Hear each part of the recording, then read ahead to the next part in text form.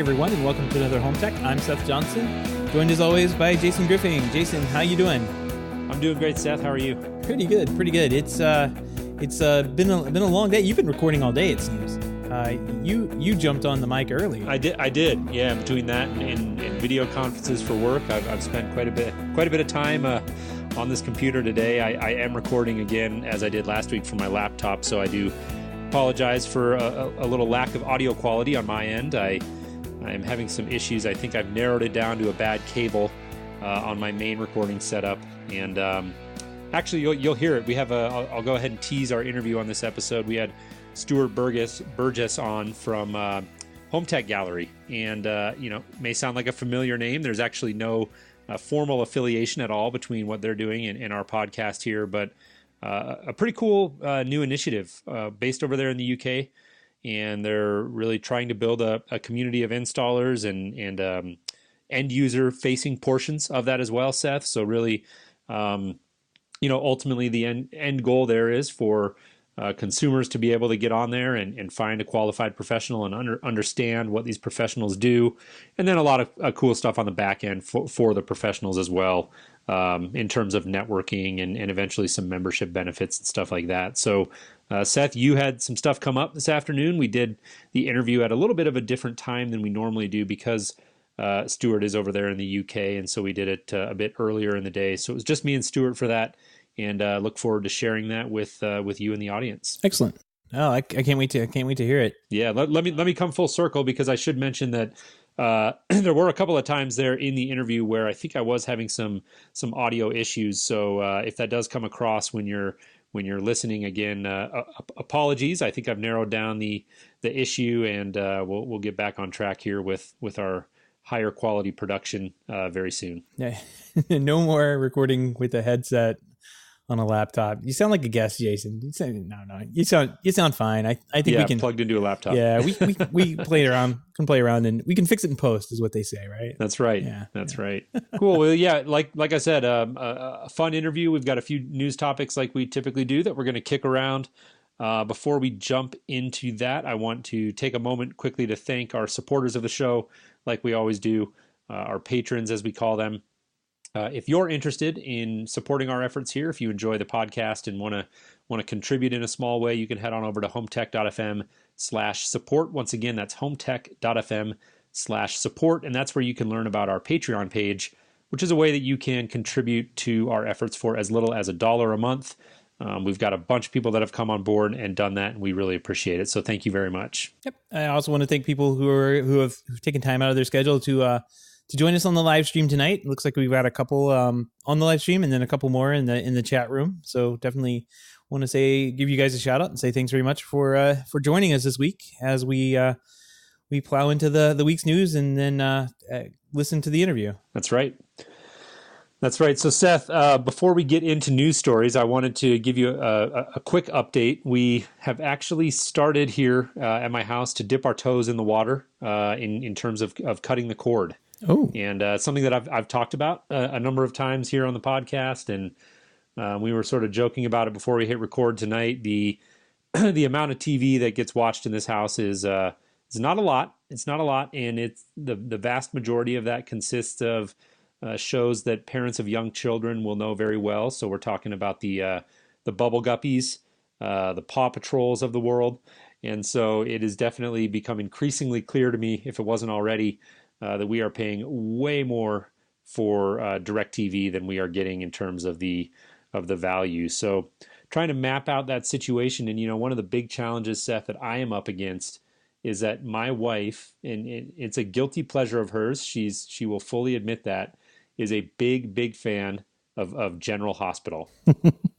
Now, I don't know if you have to deal with any soap opera addiction in your house, but I'm telling you, it's a real thing. It's a real thing, and so I've got to make sure that, like, when I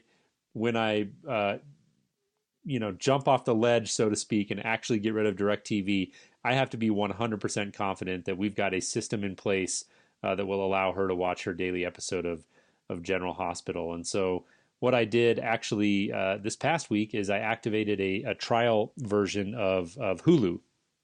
And I activated the trial version. By default is the $7.99 a month version that has like limited commercials. Um, and I said, okay, I want to sort of issue a challenge here in the house, and let's just try to go a week, just 1 week, without watching the cable box, like, and just see what happens. Like, I showed her where to find General Hospital. We have Prime, so all of the kids stuff is pretty much on there. And really, between Hulu and Prime, I think that we're actually in pretty good shape. And we'll probably get Netflix, which we used to have, but we don't currently. And so, anyways, like, that lasts about 24 hours when my wife sits down to watch an episode of General Hospital on Hulu, and the second that a commercial came on and she couldn't fast forward through it, she was like, "That's it. I'm going back to the cable box." And I was like, "Okay, well, that experiment, that didn't work out very well." So I immediately went online, and I was able to, for $4, I was able to take our trial and bump it up to the commercial free tier. And so we'll see. The other issue I've found is that they don't get the episodes the same day. I think it's about 24 hours afterwards. And so I'm not sure if that's going to fly. I don't know that she's actually realized that yet, but I'm bracing myself for it. And so, anyways, I admire your ultimately. I admire the fact that you've decided to run these things in parallel, like, just in case something does go wrong, horribly wrong, you at least have a backup plan, like, Totally, for this disaster recovery. Yeah, I admire that. That's pretty good.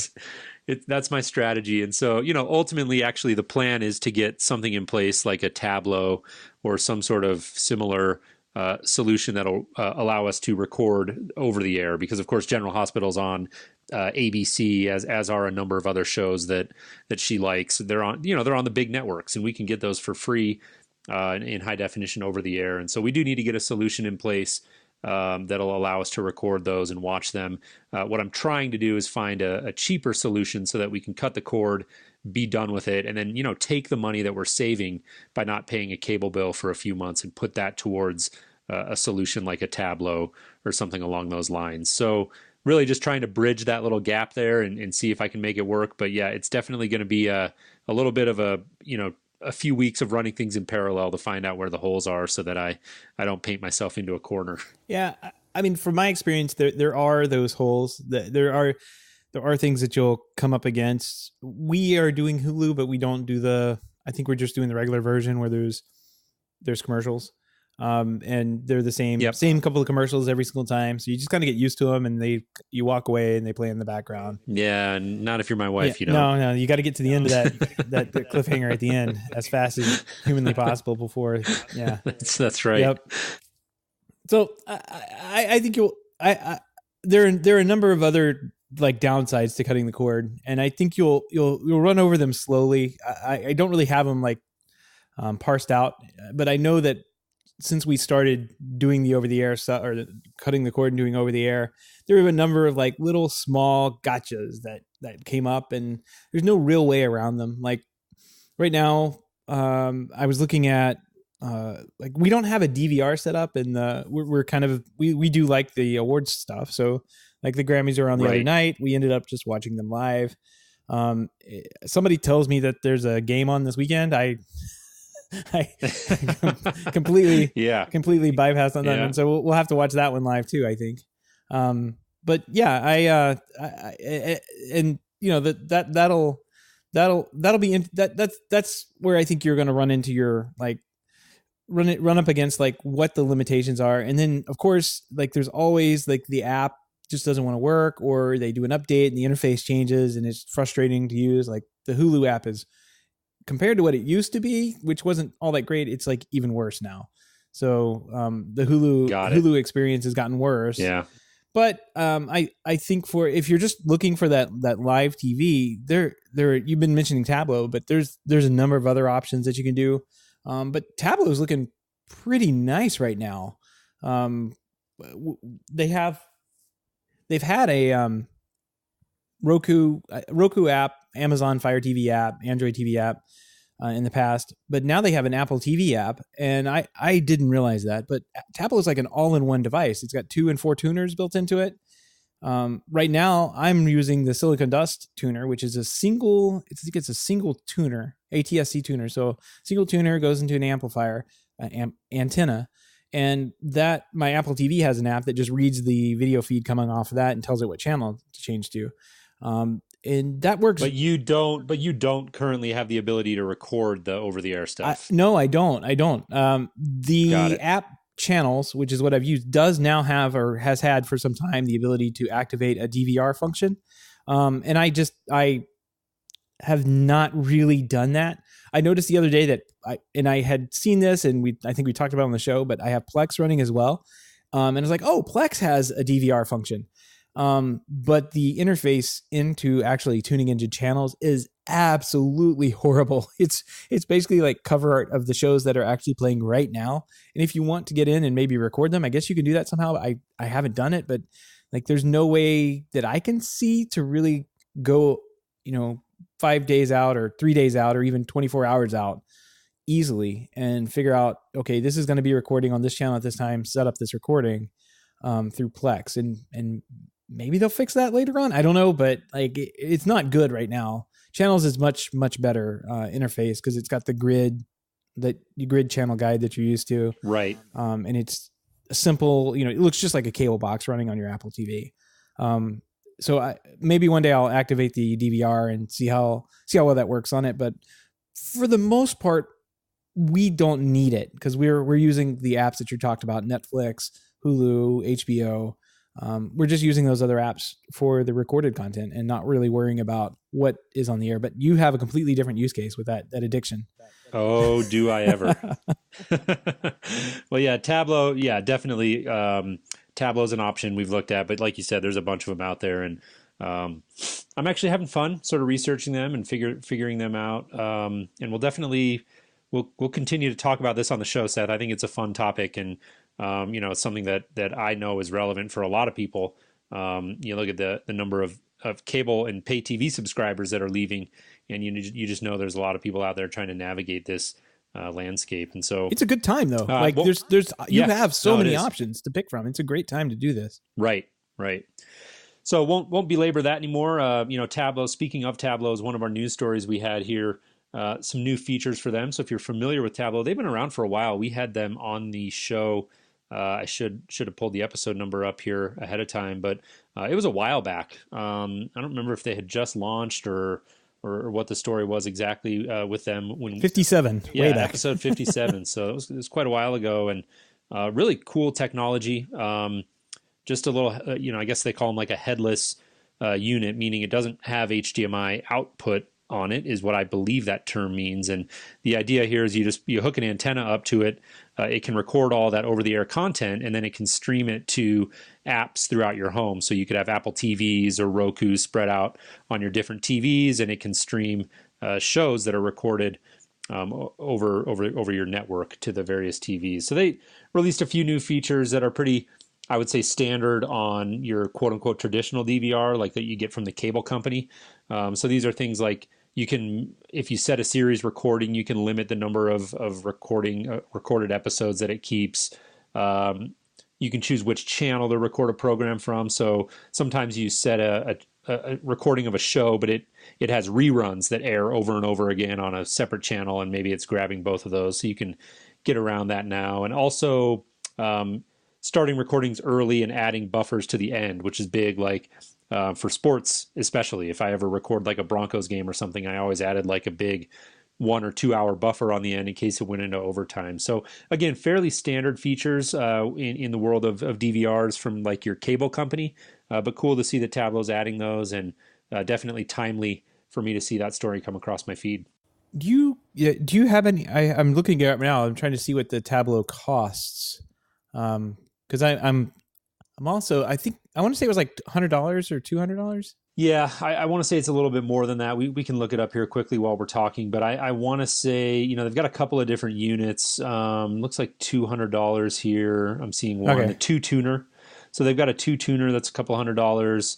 And then they've got a 4-tuner that I could dig up here, but it's probably the dual over the air HD DVR. That is $219 US.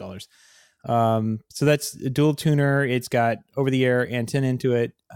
The only thing I don't think these have are like a hard drive. I think this is the one where you had to add your own hard drive or something like that. Yeah, you might be right. I don't recall for sure, but a great example there, Seth, of the things that you really got to cross your T's when you're researching these things and make sure you don't open the box and be excited to use it and realize that you're missing an entire Yeah. component of it. So I don't remember, frankly, if they have a built-in hard drive that you can just expand or if you need an external one. There's an optional USB hard drive that you can add up to 8 terabytes to record more TV. I think it must have a little bit of storage inside. Yeah, 64 gigabytes on inside, so you don't immediately have to run out and grab a hard drive. I was just kind of doing some price comparison. Don't forget about TiVo, because like all the stuff that you were rattling off that Tableau has done, it's like I was thinking in my head, man, it feels like it's coming such a long way as a product. But I feel like I've had these features on other cable boxes and even my TiVo for years. And of course, the TiVo that has that Romeo OTA, the over-the-air Romeo that they sell for $400 and completely premium box and kind of one of their older systems. But you can still pick that up and not have to. It's like a one-stop shop, right? You like turnkey. It will work. It's TiVo. It's got a good name behind it. Right. Good data, good guide information, and support built behind it. So yeah, TiVo is definitely another one I've looked at. The Romeo, and then they've got like the Romeo Minis. So you've got to think about multiple TVs too, right? That's so right. I've actually been comparing these things out and really trying to build like sort of a quick hardware list for what I would need, because on certain ones, like if I did the Tableau, I've got to buy another Apple TV for the TV upstairs. We only currently have one, right? If I do the TiVo route, I just buy the TiVo Mini. And so how does it's hard to get like apples to apples pricing. You've actually got to really sit down and think it through. Hard drives, all of that stuff, you got to factor it all in.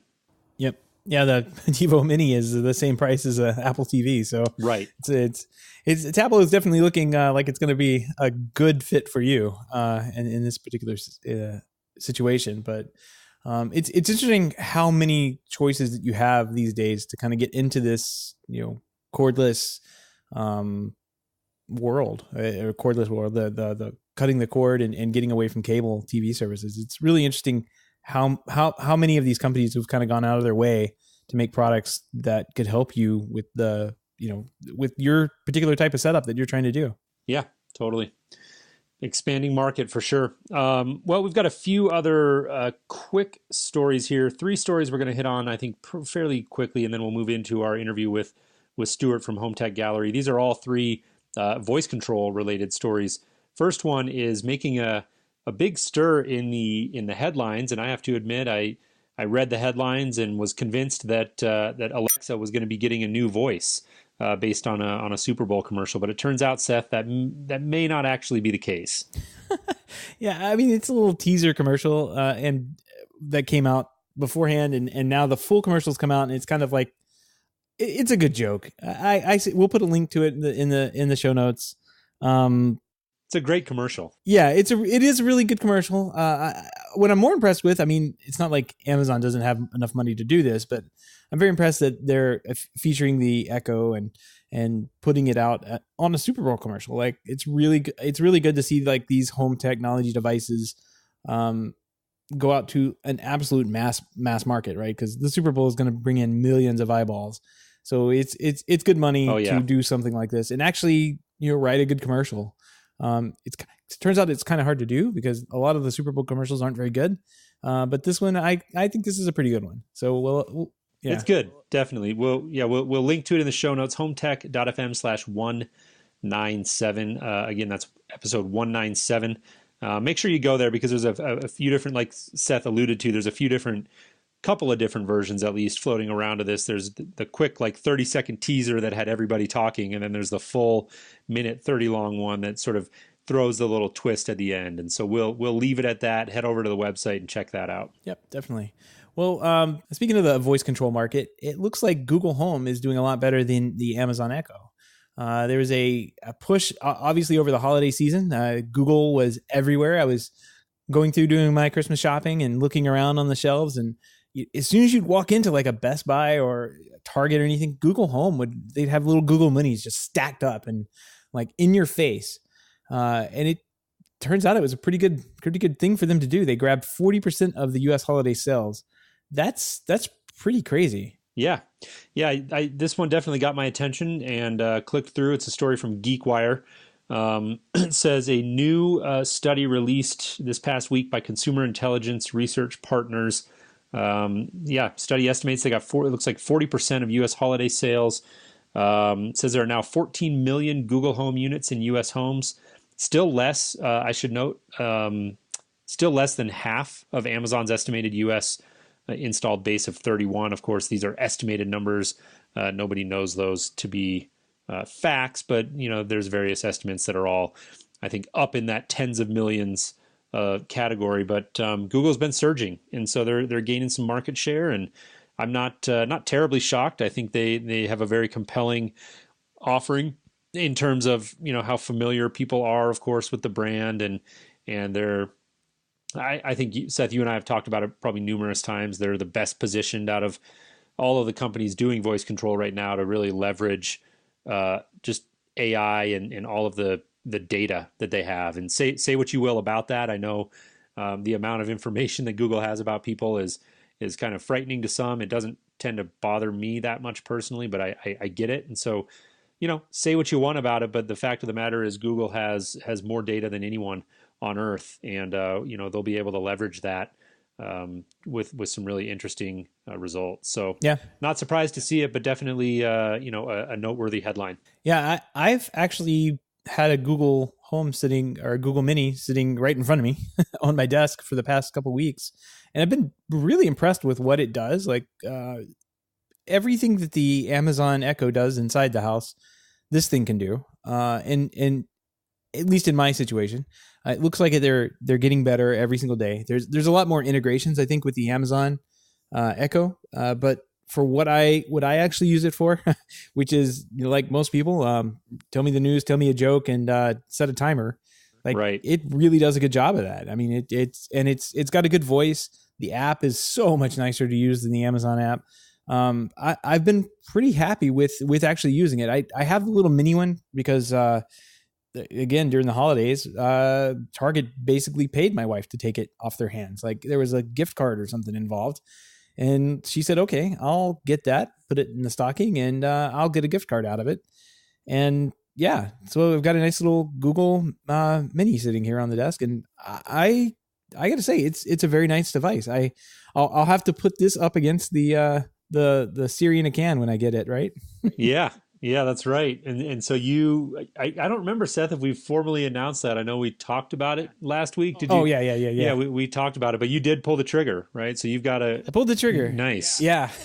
Well, we'll look forward to hearing more about that. That's maybe not a totally apples to apples comparison, right? Google Home Mini versus HomePod, but the user experience certainly will be interesting to hear about. Yeah, everything I've heard about the Apple HomePod is that, and Apple's really pushing this in their marketing, like, oh, it's a really just a nice speaker. It's not really supposed to be a home assistant, but I mean, we're every single review and everybody is talking about the audio, and how great it sounds. Guess what? I don't care about the audio. I have speakers, I have Sonos, but I'm not an audiophile in any way, shape, or form. And if that's where they want to hang their hat, that's fine. That just means that the HomePod's not going to be for me, but I'm definitely willing to give it a go and see how well it does. I'm sure there's going to be some other hidden features and gems and stuff that gets put into it later on, for sure, that they're going to build an entire platform. In fact, we were kind of like hemming and hawing on this story, like talking about the story about putting it in, but we kind of kicked it out of the show. I'll bring it back in, and the HomePod is not even going to have its own app. It's going to be programmed and configured through the Home app, which is what you use to control all your HomeKit devices. So it's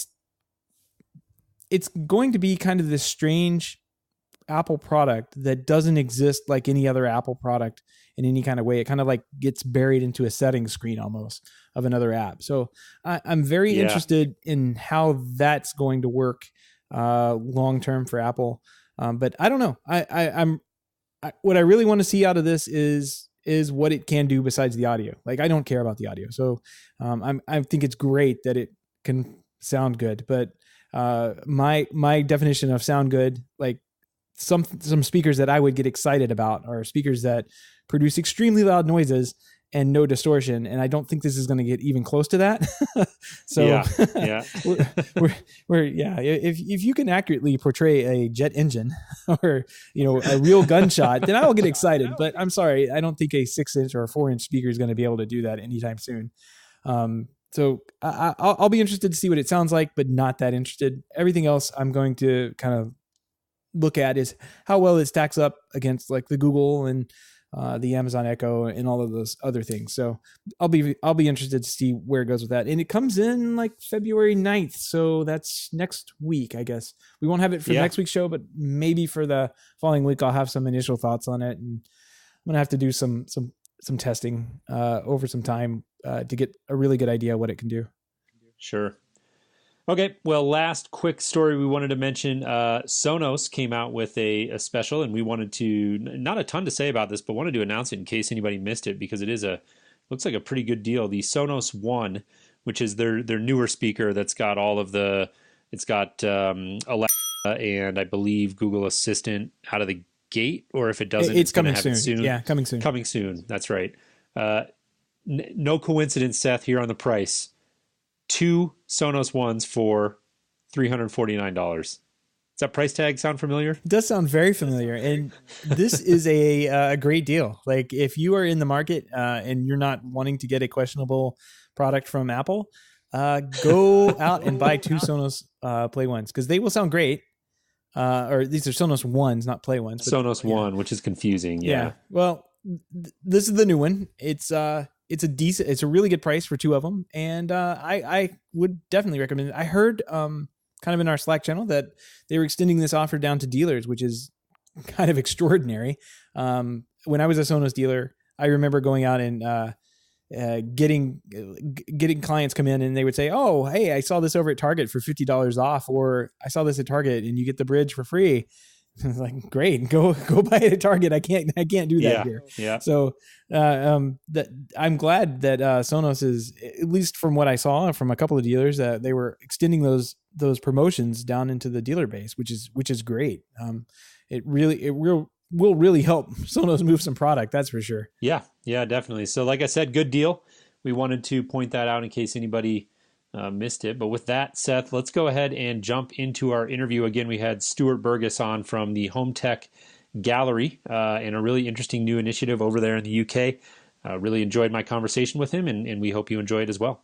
Hey, Stuart, welcome to the show. How are you? Yeah, good, Jason. Thank you very much. Good over here in Blighty, and thank you for having me on. Yeah, we appreciate you making it. I know time zones are difficult anytime we get somebody on from over there in the UK, but it's always a lot of fun to hear what's going on over there, and look forward to chatting with you. We're gonna talk about your new initiative, the HomeTech Gallery, and what all that means, and look forward to diving into that. But before we do that, why don't you give our listeners a quick sort of personal introduction and maybe talk about your background in the industry? Yeah, will do. My name's Stuart Burgess. I founded what is now known as Just Add Popcorn back in 2007. Initially, we started off doing relatively small jobs. We were working together with our local Sony centres, doing their custom install side. Over the last 10 and a half years, we've grown the business up to be a more smart home /home cinema theatre installation company. So our main projects now are, 50,000 British pounds plus, and that's the market we sort of keep an eye on. But we're also looking at the IoT market, as it's very prevalent. So I'm also a volunteer with CEDIA over in the UK, or EMEA. So about just coming to 11 years in the industry now, and love it. Great industry to be in. Great, yeah, and I know we've seen you pop into our Slack channel, the Hub, and there's a number of folks on there from over there in the UK, and we always really appreciate getting the perspective and sort of seeing the differences in the markets and the similarities, and it's always really an interesting conversation. It sounds like you've got sounds like you've got your hands full with a number of different things over there, and have recently added Home Tech Gallery to the list. I should mention there's no formal affiliation between Home Tech the podcast and Home Tech Gallery, so sort of just a naming overlap there in case anyone is wondering. But give us the quick elevator pitch. We're going to jump in and we're going to pick it apart and talk in detail about what it means. But if you had just a quick minute to describe the Home Tech Gallery to somebody, how would you do that? So Home Tech Gallery is a platform for integrators, home technology pros. The idea is to showcase the excellent work what's out there in our industry. It's all price points, all brands, any person from any side of the industry. We just wanted to bring together a community where we could showcase, the awesome talent that's out, around the world. We've got a finder service on the website, and we've recently launched an industry forum. It's going great guns. That's great. What inspired you guys to start the Home Tech Gallery? I know you've got a number of other people helping you out with it. What was sort of the genesis of the idea for it? It's been something I've been wanting to do for years, and I've sort of looked at different avenues for doing it. I felt that the industry needed sort of like a big online notice board to showcase the jobs that we do to the end consumer, whilst having something that we could be to help each other out, nationally or internationally. The problem was the day job got very busy, and we looked at other avenues, and there was other people out there like Chris with Live Install who were doing a great job in showcasing the industry. Then last summer, myself, Owen, Glenn and Mal started sort of tossing around a few ideas on WhatsApp, and then we sort of grown it from there. And obviously over the last sort of 5 years, social media has grown significantly. So, there's great marketing platforms out there, not like Instagram, Twitter, Facebook. So, we utilize them. But, it's something that's been boiling my brain for a while. Seemed to be the end of last year, things aligned and we started it. Yeah, got it. So, for anybody, we've got a whole bunch of home technology professionals who listen to the show, and they're probably familiar with the name Live Install. And I do want to compare it real quick, because I know Live Install is sort of wound down and shifted gears now, at least, or maybe not even really doing anything at this point. How would you compare Home Tech Gallery to what Live Install was doing before Chris winded that down? I think at its essence, it's very similar. I think that, I was involved with Live Install, right back at the beginning. I can remember using the hashtag when I was doing a job local to me, and that's how I got really to know Chris. I think the differences are Live Install was very much about showing the live install, showing the bits and pieces that were happening as they happened, where I think Home Tech Gallery wants to showcase the finished article. A person building an extension or a person building a house knows what they want. They don't sometimes really care how it's done. They just know they want that extension, that big TV on the wall. Same with Home Tech Pros. We all love showing the AV racks we're building, the nuts and bolts and everything like that. But actually, the end customer just wants to see, the finished install. So, I would say that the main differences are we'd like to see show the final installs of what is possible. I think another difference was the Live Install forum, which was, a great community for everybody. And I felt that although it had many positives to it, I think there were certain negatives to it as well. The forum that we started towards the tail end of last year, one of the main differences is that we've brought in manufacturers and trade bodies onto it, because we want to have a platform from open community between, the home tech pros, the installers. If you have an issue with a manufacturer, hey, let's shout about it. Let's see how they can fix it. Mm-hmm. Yeah. Well, that's great. I've heard you sort of allude to it a couple of times, and here just in our conversation, and also on the website, this idea of Home Tech Gallery really serving as a way for potentially end users, consumers, to find a home technology professional and really understand that this trade exists and what the value that a home technology professional can bring to a project is the ultimate goal. I mean, it sounds like it's multifaceted, and you've got ways that you want to build community and perhaps I don't know, negotiate buying deals or things for your members, and we'll get into some of that. But particular to the end user, how much of your vision for Home Tech Gallery centers on really being an end user or consumer facing brand? I think ultimately, yeah, I think we want the brand to be outward facing. I think there's a lot of great things in this industry, even if I just look in the UK. But a lot of those tend to be more inward facing to the trade, to the actual people who are doing the install. I think what I wanted to achieve with the Home Tech Gallery was the fact of that we want to eventually have it as a strong platform where we can push out to the end user and say, look, this is the type of work as a community we're doing. We understand you may want a Ring doorbell, or we understand you might want a Burrow Wilkins cinema. So look, this is where you can come. This is where you can find us. This is what we do. I think initially we're focusing on creating a strong, trade presence, a strong forum, a strong dealer locator, and then eventually it will be pushed out. So we'll have the two facets, the trade side and the consumer side. Right. Got it. You alluded to Ring doorbell there, and I think that segues into one of the questions I definitely wanted to touch on as far as, the world of the connected home for consumers and home technology professionals alike is really evolving at a rate that it has never evolved at before. And a lot of that has to do with the big consumer brands like Google, Apple, Facebook, Amazon coming into the space, and of course, startups like Ring. How do you see that growth of consumer technology and the awareness that it's driving? How does that relate to the mission of the Home Tech Gallery and what your members are trying to do from a brand awareness or a market awareness perspective? I think me personally, for Just Add Popcorn, we are the sort of middle to high end consumer with the dedicated cinemas, the smart homes.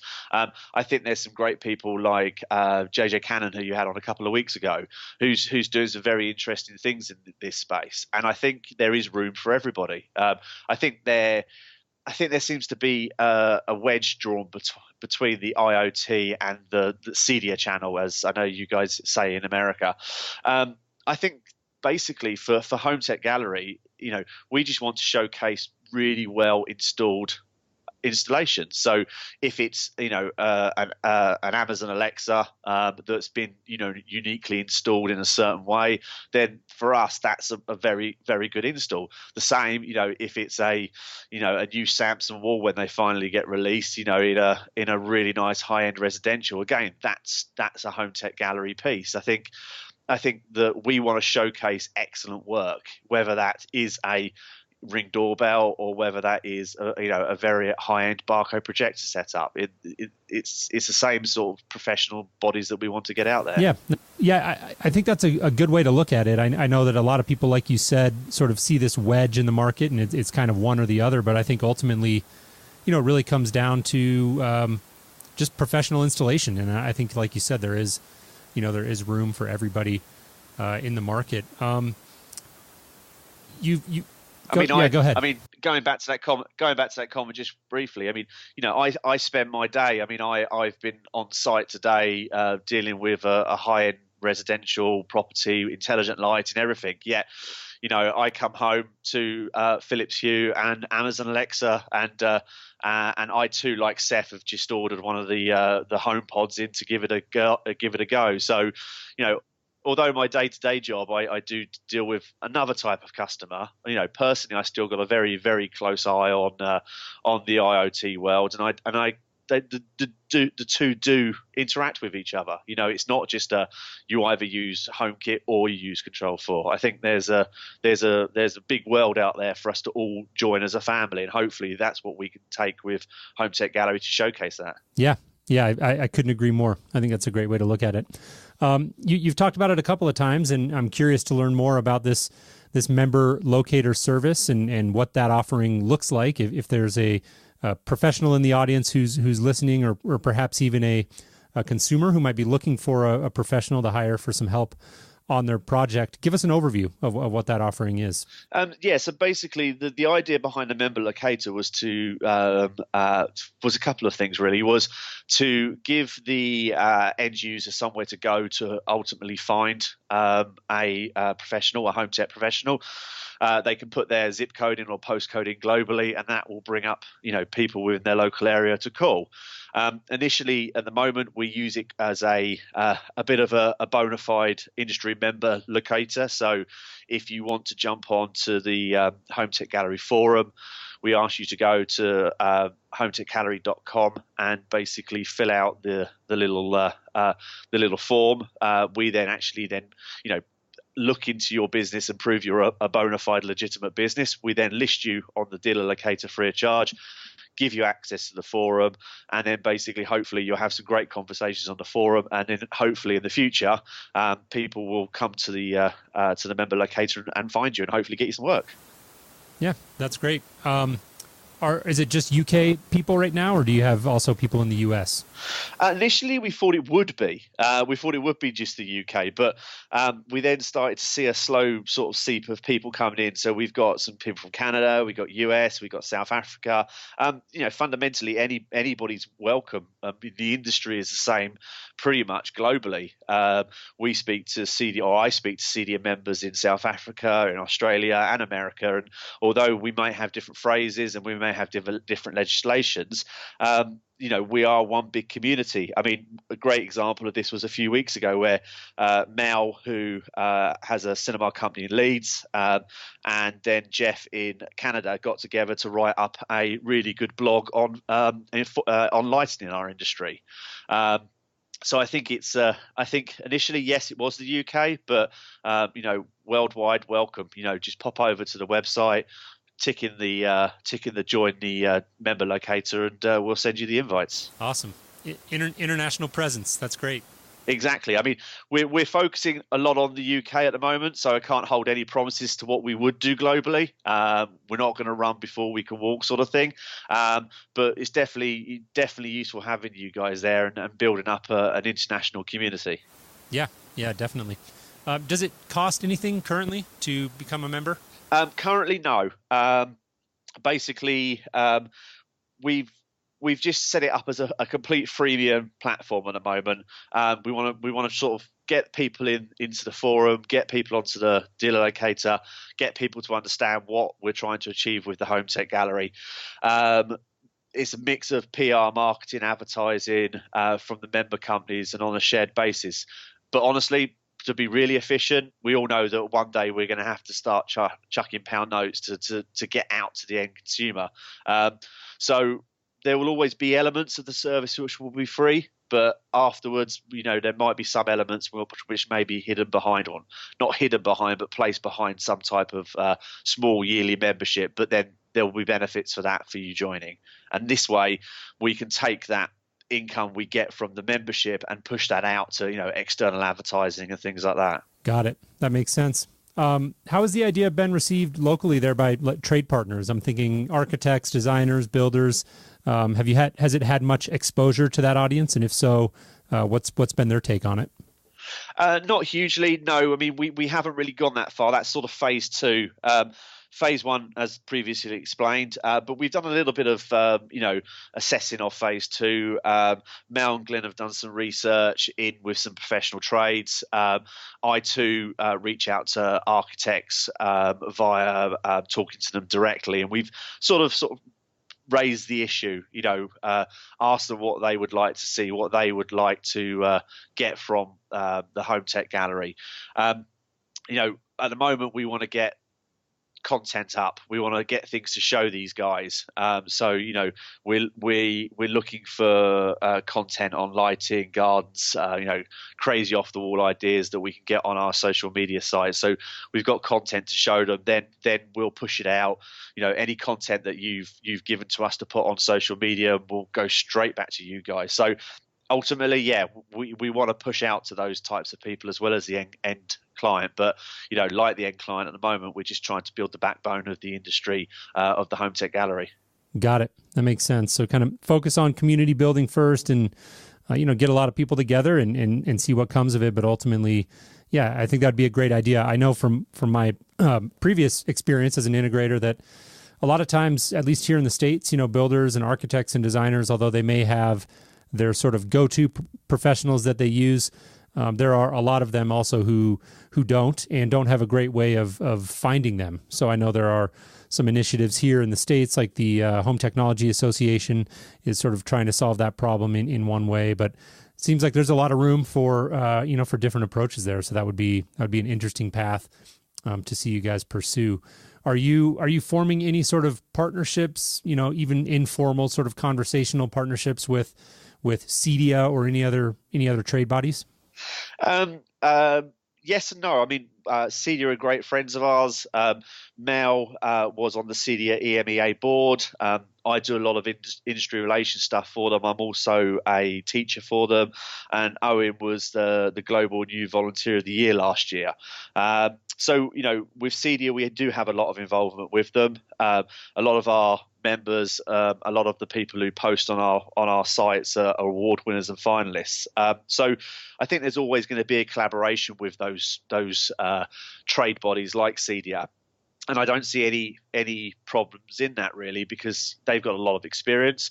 And I think that, things like the Home Tech Gallery and things like CEDIA and, other associations like THX, ISF, HAA, we can all agree to be in one big space together because we're all looking at different parts. CEDIA does tend to look a lot inwards at the industry with a small amount of outwards, and I think Home Tech Gallery could look a bit more out, and I think they could potentially do things that some of the other trade associations either haven't or haven't wanted to. So I think that our door is always open to be talking to people. We've been speaking to Matt in the UK quite a bit about it. And whether we become affiliated CEDIA members and affiliated members with others, I'm not sure yet. But, we're all one big happy family. Sure. No, that makes a lot of sense.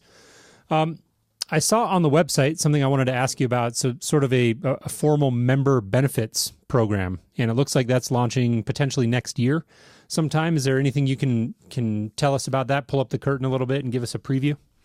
I'm going to do a Control 4, which is we're not going to launch it until we're ready to launch it.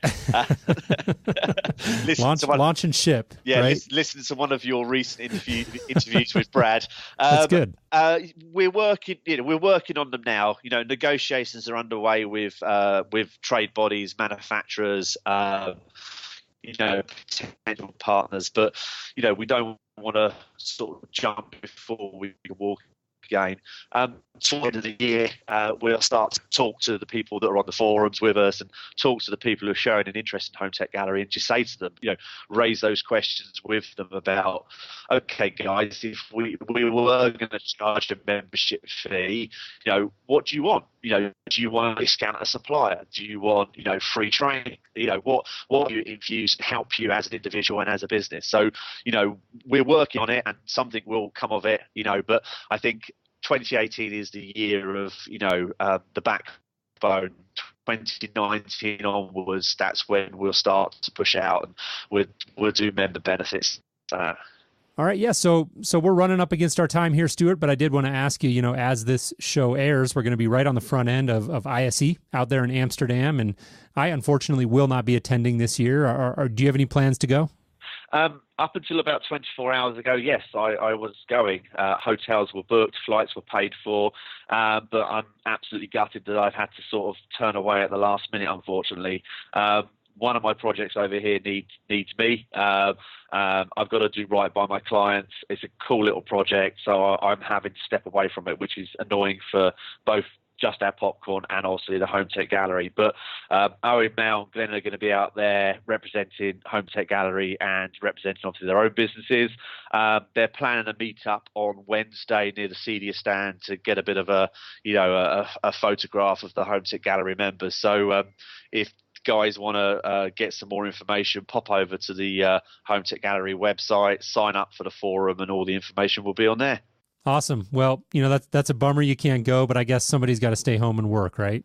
Yeah, unfortunately, yeah. I mean, and even more unfortunately, we have a project on the cards that I was going to be doing some research out there into some nice home cinema seating and things like that. So also Sure. after listening to Brad's interview the other day about HEG, I was looking forward to popping over to the Control 4 booth and seeing all the products they have and all the acquisitions they've made. And yeah, it's a good show to go to. Very, very good mix. You always end up in the digital signage sections, which you know are not what we do, but it's always some really cool stuff. So yeah, absolutely gutted to miss it. Yeah, it's an amazing show. I had an opportunity to go last year for the first time, and I really hope to get out there again. Was not able to make it happen this year, but hopefully in the future. So why don't you tell our listeners what the URL is if they're interested in learning more, or connecting with you, or meeting up with your colleagues out there at ISE?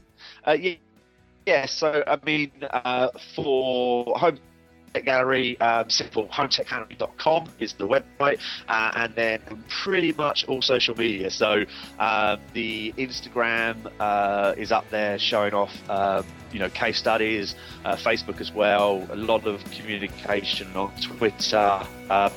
The Twitter side of things, we generally do a little bit of reposting tweets of people's work, industry news, things like that. Personally, at Just Add Popcorn, or at Stuart, popcorn_Stuart, or you can email me at HomeTechGallery.com. All right, great. Well, we will include links to that in the show notes. Those will be at HomeTech.fm/197. Stuart, thank you so much for taking the time to join us, and good luck with the new endeavor. Excellent. Thank you very much for having me.